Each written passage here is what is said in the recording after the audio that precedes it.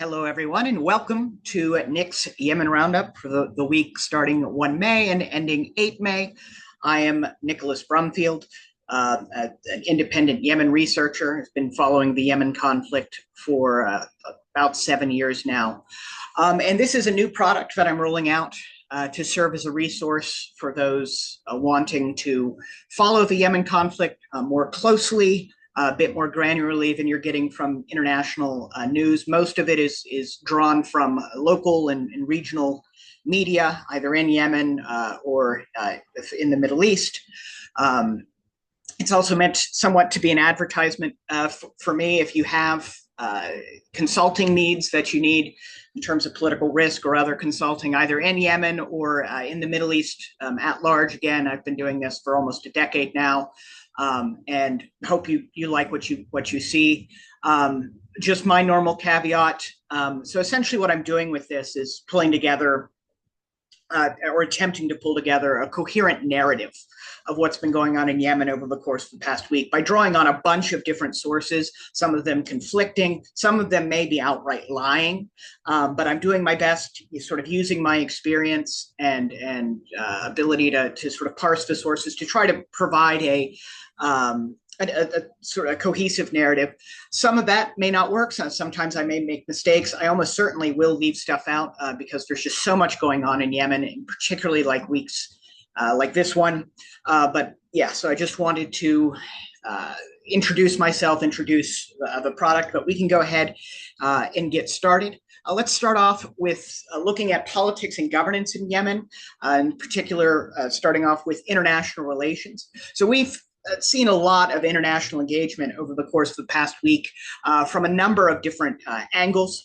Starting off, in particular, Yemeni government-U.S. relations have seen a lot of activity over the course of the past weeks as the Yemeni government in particular has been trying to lobby the United States for increased support against the Houthi movement in Yemen. We saw that play out across a number of axes this past week. Starting off on 3 May, we did see the Southern Transitional Council, which is a component sort of faction within the anti-Houthi Yemeni government, it officially opened an office, what it called a mission, in the United States in Washington, D.C., to further sort of engage with the United States. This is something the STC has been working towards for a very long time. I don't believe it's officially a mission in the sense that the STC is not an internationally recognized country, but it definitely wants to it aspires to be one, and it aspires to sort of create the trappings of one. So we've seen a lot of international engagement from the STC, and some potential success on their part over the course of the last 6 months, I would say, engaging with the Trump administration, perhaps more so than the Biden one. At the same time, we also did see the official deputy foreign minister of the Yemeni government, Mustafa Noman, continue his visit to the United States that he began last week, I believe, during which he met with a number of U.S. officials in Washington, D.C., including acting Near Eastern Affairs head Tim Linderking, notably the former U.S. special envoy to Yemen under the Biden administration, now acting at Near Eastern Affairs head. He also did meet with the acting U.S. Special Envoy to Yemen, Megan Stewart, as well as, I believe, the head at the National Security Council, Middle East and North Africa head. I don't remember his name. But yeah, so a lot of engagement. He did give interviews. Essentially he's given several interviews, essentially calling for increased cooperation between the United States and the Yemeni government, increased support materially, perhaps in the form of military hardware and support to the Yemeni government against the Houthis. This is something the Yemeni government has been lobbying for a while now, and in particular during the Trump administration's bombing campaign against the Houthis, you saw a lot of lobbying, a lot of saying we're gonna cooperate with the United States. That may get put a little bit on the down burner now that the U.S. has said that it's going to stop bombing Yemen, or the Houthi-held areas of Yemen, but we shall see. Elsewhere, we did see engagements from the Yemeni government with Saudi Arabia. So the newly appointed Prime Minister, Salim bin Barak, who I'll talk a little bit about on the next slide, did meet with Saudi Defense Minister Khalid bin Salman in Riyadh after his appointment. Khalid bin Salman is perhaps the key or one of the key penholders on the Yemen file in Saudi Arabia. And so, yeah, so he often engages with senior Yemeni government leadership in Riyadh, where a lot of them are based. We did see on 6 May, UN Special Envoy Hans Grunberg also conclude a visit to Riyadh, where he met with Yemeni government Foreign Minister Dr. Shea Zindani, as well as Saudi Ambassador to Yemen, Mohammed Al-Jaber. This is interesting because UN Special Envoy Grunberg. He engages a lot with senior officials. The fact that he didn't necessarily meet with Chairman Alimi or Prime Minister bin Barak, in particular after bin Barak was kind of meeting with U.S. officials and other folks in Riyadh. Perhaps they're trying to give him the cold shoulder because they don't really like what he's doing right now in terms of trying to dial back international pressure on the Houthis. The UN's been saying, hey, let's stop all of this. Let's try to revive the peace process, and the Yemeni government has pretty vocally been saying you're just trying to save the Houthis, so they don't seem to like him right now. But yeah, really the big story, of course, was on 6 May when we did see Trump just kind of out of the blue announce a U.S. Houthi ceasefire that was brokered by Oman. There was initially quite a bit of skepticism with regards to this, but Oman has come out and said it. The U.S. State Department's come out and said it. Even the Houthis, in their own way, have come out and said it, although they deny that it's a ceasefire. They said basically that Trump had framed it as the Houthis begging for the U.S. to stop, and the Houthis have framed it as the U.S. begging for them to stop what they're doing. So yeah, it's unclear exactly what happened. So according to this, the U.S. will stop bombing Houthi-held areas of Yemen, while the Houthis will stop targeting ships in the Red Sea and Gulf of Aden. A hint that indicates that this wasn't necessarily the Houthis backing down is they weren't targeting ships in the Red Sea or Gulf of Aden for the last 5 or 6 months. Really, they said they were going to start targeting Israeli ships in March when the Gaza ceasefire broke down and Israel is kind of doing its thing in Gaza. And so then they started threatening. And before they were even able to get a shot off, you saw this massive U.S. air campaign. And then since then, they fired at U.S. warships. But in terms of, attacking international shipping, it's just not something that they've been doing. So the U.S. is kind of giving them something in return for not really them doing anything. Notably, and they've said very publicly that this agreement does not include the group's attacks on Israel. And they also indicated that they had threatened Trump's trip to the Gulf states, which is due to come up in the next week or two. So yeah, potentially, I've seen some thoughts that this could possibly lay the groundwork for a larger deal between the U.S. and Iran. I've also seen reports that this may very well be, or sort of theories that this may very well be a 1 or 2 week ceasefire between the two while Trump comes and does his thing in the Gulf states, and then once he leaves, maybe it'll restart again. But the Houthis, for their part, I'm pretty confident in saying they're not going to stop shooting at Israel so long as Israel's attacking Gaza. And yeah, Israeli officials, for their part, according to Israeli media were very surprised by this, very shocked. It's kind of essentially the U.S. saying, like, we're not going to expend our resources against the Houthis as they're attacking Israel, which was kind of a pullback. And one source, who knows what source it was within sort of Israeli government, considered it very bad news. But yeah, so we'll see how that plays out. Moving on over to politics and governance from the Yemeni government's perspective.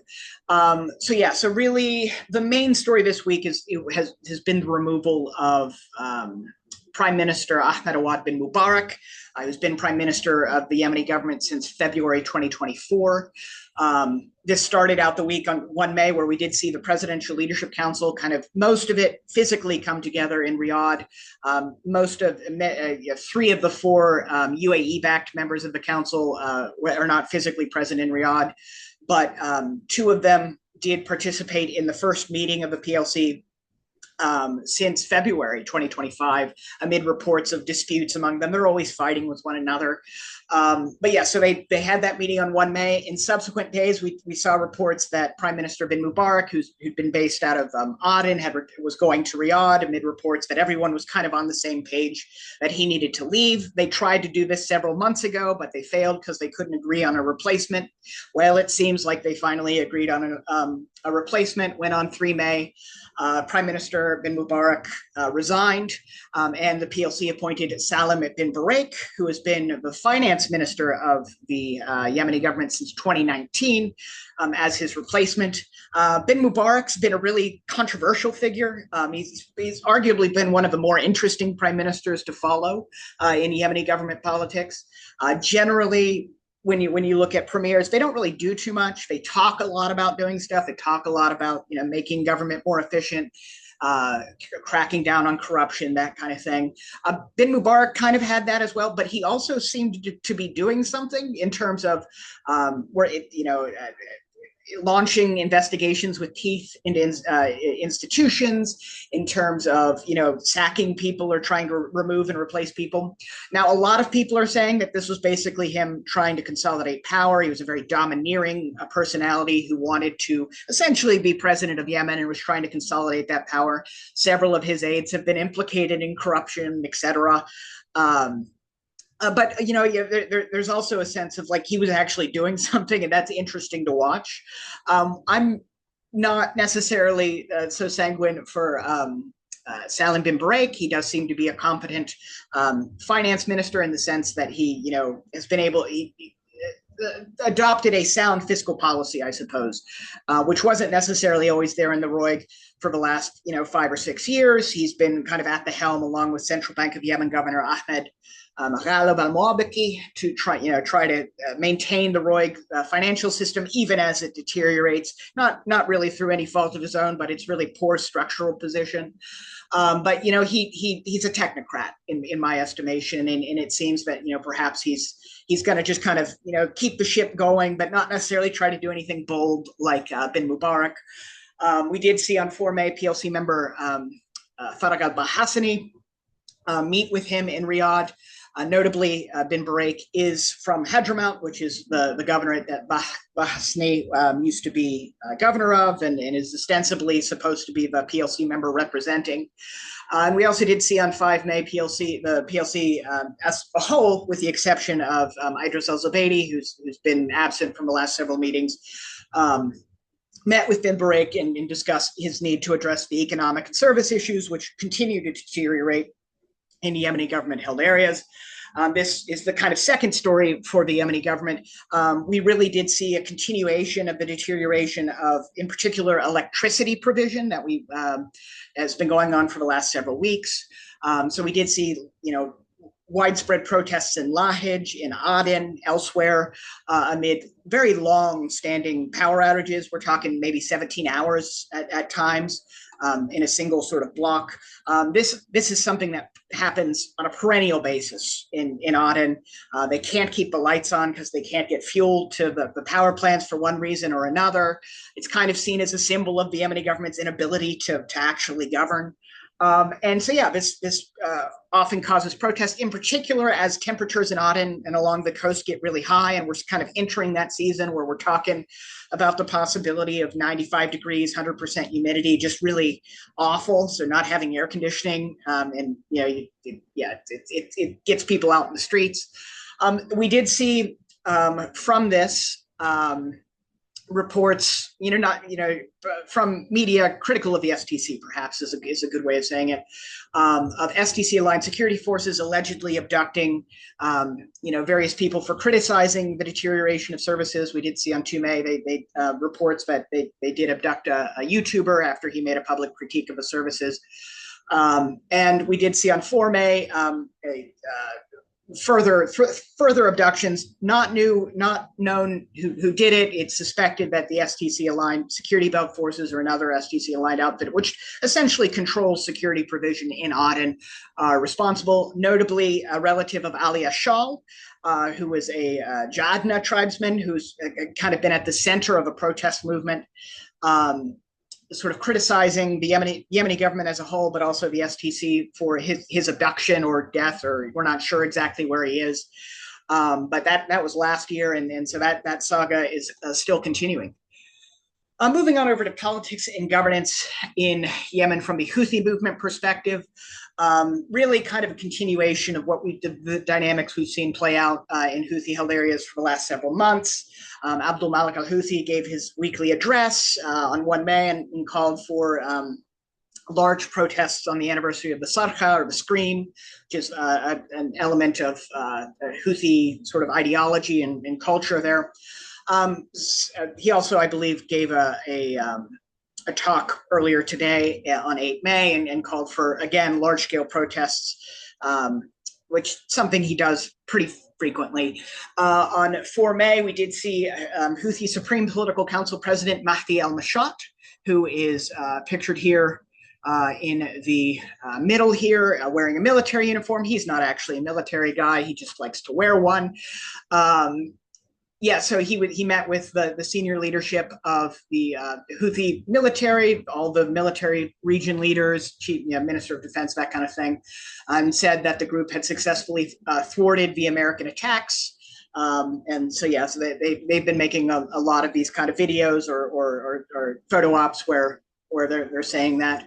We also did see reports of Houthi-sponsored tribal mobilizations throughout Houthi-held areas on 5 May, kind of trying to get people riled up against sort of the American aggressor, or whatever, the Zionist entity, that kind of thing. We do see them do this from time to time. It doesn't look like this is going to be kind of a major movement of military stuff. They're just kind of getting people in circles and riling them up, but we'll keep an eye on that in terms of where that might go. Moving on over from, okay, let's see here. Can't erase the annotation yet. Okay, that's great. No, but in terms of military and security, in particular looking at behind the front lines, so not looking at between the Houthis and the Yemeni government, but kind of looking behind the front lines, mostly in Yemeni government-held areas. We have seen some interesting developments over the past week, in particular in Abiyan Governorate, which is this area down here. In Abiyan Governorate on 6 May, we did see reports of clashes between STC-aligned security belt forces and the Walid tribe in Mudia district, which is right there in the middle, kind of central eastern portion there. This is the district of Abiyan where most AQAP or Al-Qaeda in the Arabian Peninsula activity is reported. They often take pot shots at STC-aligned forces, IEDs, that kind of thing. And we did see a day later, STC forces claim to target terrorist, quote-unquote, positions in Mudia, ostensibly AQAP. And we also did see Al-Saleh tribesmen, I believe also in Mudia, set up a blockade to protest two of its members, two tribesmen's continued detention in Shabwa Governorate, which is also kind of held by STC-aligned forces. In terms of Al-Qaeda in the Arabian Peninsula more broadly, we did see on 7 May the U.S. offer $5 million for information leading to the capture of AQAP member Jabr al-Banna, who is, according to the reports I read, a U.S. citizen, and is reportedly still at large in Yemen.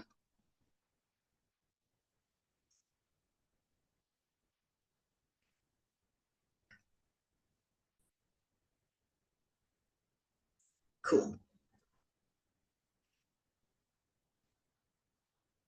Just one moment.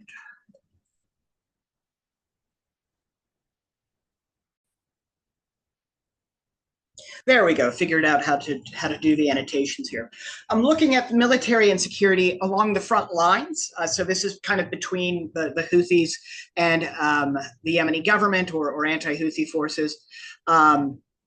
We did see some interesting developments, not too much in terms of kinetic activity. We haven't seen a whole lot of that in recent months as a result of the U.S. airstrikes. The Houthis have definitely kind of downgraded their level of activity.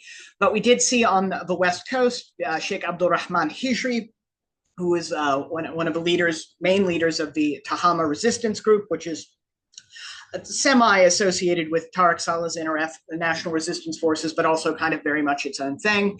Reportedly died of natural causes, so definitely something to keep in mind in terms of the forces on the West Coast. There's been a lot of talk about a potential Yemeni government offensive. I don't necessarily think that's going to happen, but if it were going to happen, it would take place along the West Coast and probably proceed from sort of the NRF held kind of stronghold there north to Hadeda, and the Tahama resistance would definitely be a part of it. Elsewhere on the Taz front, which is just to the east of the kind of Hadeda front there, we did see on 4 May, the son of the Taz Axis advisor, Abdul Farhan, was killed in clashes with the Houthis, just notable because Abdul Farhan is effectively kind of the head of the Taz Axis in many ways. Let's see here. Moving on over to the Yemen Air War, though, which is what everybody's really interested in. We did see a lot of activity leading up to and even after, perhaps, the Trump's announcement of a ceasefire deal. So we did see, in terms of Houthi missile activity, so these are Houthi claims, substantiated or otherwise, of attacks against primarily Israel. Throughout the week, we did see several of those. We saw them on 2 May claim to target Ramat David Air Base east of Haifa with a Palestine 2 missile, although we didn't see any independent reporting of that. On 3 May, we did see them claim another Palestine 2 missile attack on Tel Aviv.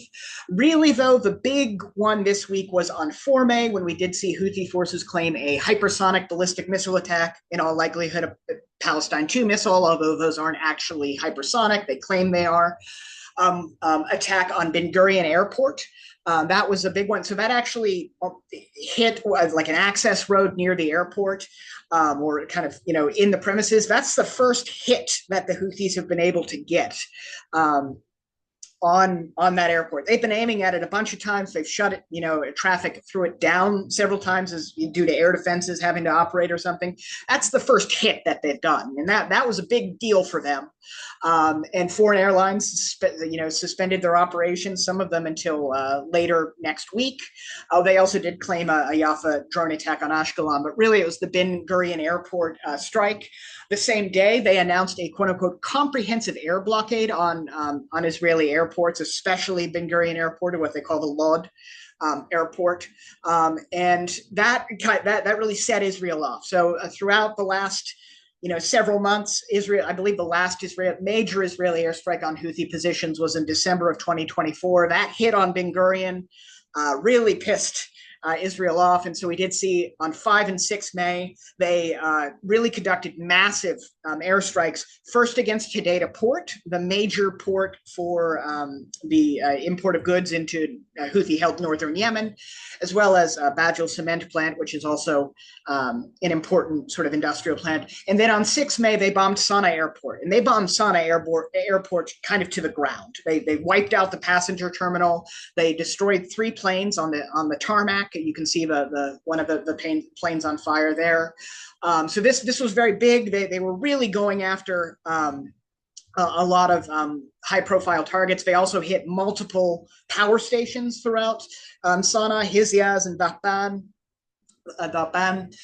So a lot going on there. The Houthis claim, to continue firing at them. They claim to have targeted Ramon Airport in Eilat with 2 drones, and another target in Tel Aviv with the Jaffa drones. Israel did claim to intercept 1 drone, so that was real. And yeah, throughout the week, prior to the announcement of the ceasefire on 5-6 May, we did see the Houthis reporting in a U.S. follow-up airstrikes on Ras Isa oil port, which is could be perceived as a continuation of the U.S. attempt to essentially shut that port down. The big sort of U.S. strike against it was on 17 April. They've subsequently sanctioned all ships bringing in fuel to Ras Isa, and they seem to be following up on that. Whether they'll be able to shut it down, I think, may be another matter. In addition to kind of this exchange of airstrikes, we did see, in terms of the Yemen Sea War, on 3 May, again prior to the U.S. Houthi kind of ceasefire. On 3 May, we did see Houthi forces announce a ban on U.S. crude oil exports starting 17 May. This, I don't think, was necessarily going to do anything even prior to the ceasefire. Essentially, I think that was the Houthis saying that they would start targeting any ships carrying U.S. fuel. But, in terms of, whether U.S. fuel would actually even go through that sort of part of the ocean and shipping lanes, I think remains to be seen. We did see on 7 May, Houthi forces claimed to target the USS Harry S. Truman with a missile and drones, although they claimed that occurred before the announcement of the deal, or I think what they call the end of the U.S. aggression. And we also did see on 7 May, the U.S. report the loss of a second FA-18 fighter in 1 week. After I believe it messed up landing. There were some injuries, pilots ejected, but no one died. But yeah, the fighter was lost. That's another $60 million down into the Red Sea, I guess, for them. Moving on over to humanitarian and economic issues. So there are some worrying trends that we're noticing according to the public reporting. The most recent World Food Program kind of food consumption report came out as of March 2025. So that's a couple months ago, but that's the most recent data we have. The World Food Program reported that inadequate food consumption in Yemen is 25% higher in March 2025 compared to what it was in March 2024. This is likely due to the massive drawback of humanitarian aid we've seen to Yemen as a result of not just cuts to U.S. aid. I think it's definitely a big one, but also a lot of countries are pulling their aid back from, in particular, Yemen because of Houthi abductions of humanitarian aid workers. So this has been going on for about 6-8 months, where essentially you're seeing a widespread kind of pullback. The Houthis are not happy about this at all. The Houthis are constantly, complaining and saying, bring back the aid. They're also not necessarily releasing that many of the humanitarian aid workers, though. As on 5 May, we did see Houthi Foreign Minister Jamal Amr, who's this guy on the right here, along with UN Resident Coordinator Julian Harnais. He met with Harnais and was presented him a formal sort of complaint about the fact that the UN has stopped all aid provision to Sada Governorate, which is in the far north of Yemen. It's the Houthi stronghold. The Houthis abducted a bunch of humanitarian aid workers there. One of them died. And as a result of that, the UN said, we're suspending operations in Sada. And since then, the Houthis, I believe, have raided a warehouse, and distributed UN-owned goods. I believe that we have seen reports that the UN is more generally also pulling back across Yemen. It's not great in terms of humanitarian provision. Also, in terms of displacement, we did see this week multiple reports of Yemeni government and STC-aligned security forces along Yemen's southeast coast arresting or intercepting hundreds of African migrants trying to cross the Gulf of Aden from Somalia to eventually make their way to Saudi Arabia. So they hope. A lot going on there as well. In terms of banking and currency in Yemen, it's also not necessarily going great in terms of the value of the Yemeni rial or anything like that. On 2 May, we did see the World Food Program report a 30% drop in the value of the Yemeni rial in Yemeni government-held areas year over year, primarily due to the fact that the Houthis have blockaded any oil exports from Yemeni government-held areas. And as such, the Yemeni government is just facing a massive financial shortfall. And that's putting pressure on the rial and Yemeni government-held areas. That, in turn, puts a lot of pressure on ordinary Yemenis whose money is constantly losing value. As of 4 May, it was at about 25.29 against the dollar in Aden. It is very much deteriorated over the course of the last several years, and it's not great. And then we did see on 7 May, the U.S. Rewards for Justice program offered $15 million to anyone who can provide financial information leading to the interruption of Houthi financial resources. This comes following the foreign terrorist organization designation against the Houthis in, I believe, yeah, March or April. Yeah, they did it a couple. They started the process a few days after Trump got into office, and it has subsequently been enacted. And yeah, so what you're seeing with that is a lot of attempts to sanction or otherwise cut off financial institutions and banks linked to the Houthis. The U.S. has subsequently, in the last 6 months, has sanctioned at least two major banks in Sana'a. Many of the rest are saying that they want to flee Sana'a and go to Aden, but the Houthis aren't letting them. So yeah, so that's not great in terms of the financial system in Yemen. Last but not least, infrastructure. So yeah, as a result of all of these airstrikes and everything, we are seeing a lot of news about infrastructure and a lot of potential information about how people are going to make it work amid all of these airstrikes. So we did see on 4 May, pro-STC media report that the Houthis had been using what they called primitive floating tanks to offload fuel at Ras Isa. So following the U.S. airstrikes on 17 April, the Houthis are continuing to operate that port, but it seems like a lot of the infrastructure is damaged, so they may be rigging kind of more ad hoc infrastructure with regards to that, and that the article expressed concern that this could more easily cause spills off Ras Isa port, because the primary thing going into Ras Isa is fuel. Since the Israeli strikes on Hodeidah in July 2024, essentially all the fuel entering northern Yemen from the Red Sea ports, at least, have been through Ras Isa.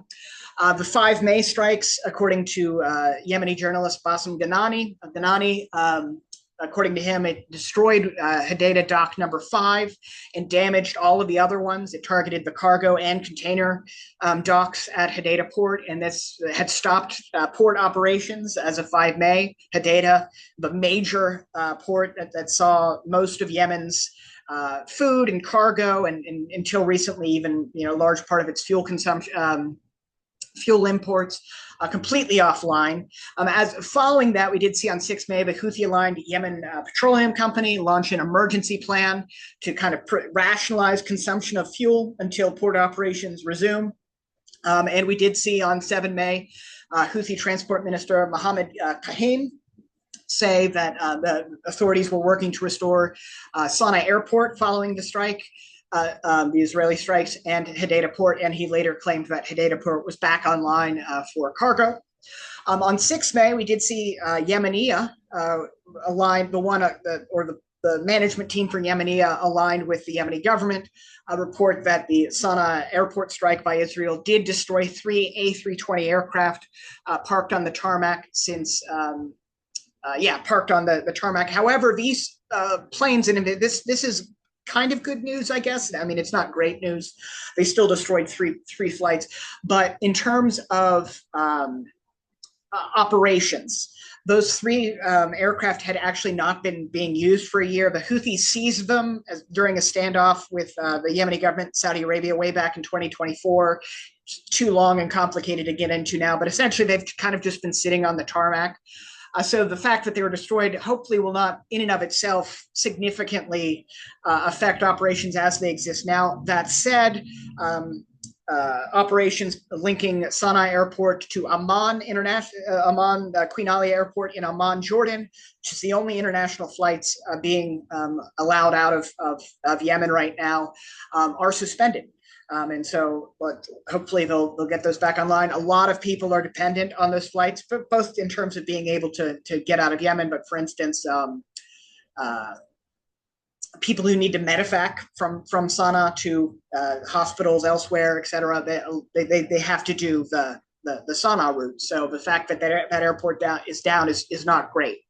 In terms of power infrastructure in Yemen, some interesting things to note. Obviously, the airstrikes from Israel on 6 May did hit a bunch of power infrastructure, including the Zaban and Hizyaz power stations, as well as other infrastructure. That said, I would say most of Sana'a, at least, I think only 10 to 20% of Sana'a is actually powered by central electricity generating stations because historically the infrastructure hasn't been that great, but also after being subjected to bombing for many, many years now, it's just kind of evolved a much more decentralized electricity generation stuff. So, that does cause outages. It causes some important outages to important parts of Sana'a, but also not to overstate the impact of that.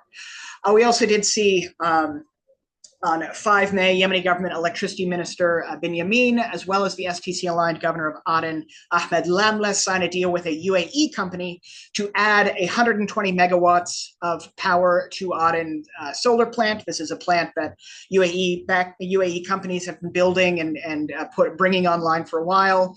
I believe part of it is operating, but they're trying to add additional capacity to it. Again, Aden is experiencing chronic electricity outages, so I think any power you can get is good. And then we did see on 7 May, a company began providing commercial electricity generation in Aden, again, amid these massive power outages from government-run plants and blackouts. This could be good in terms of providing energy to the market. At the same time, many are worried that this is just going to be the continued privatization of infrastructure, and so you're not going to be able to get government power, so you're going to have to pay for it in a way that you didn't before. So there are concerns for that there. But that's all I have for me. Thank you so much for listening.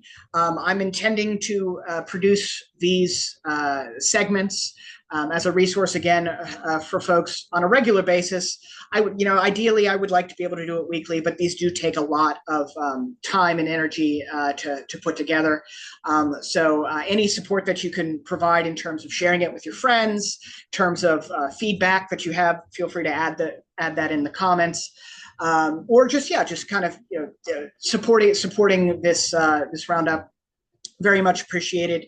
And again, if you need any political risk consulting or other consulting as it relates to Yemen or elsewhere in the Middle East, please feel free to reach out. Thank you so much for your time.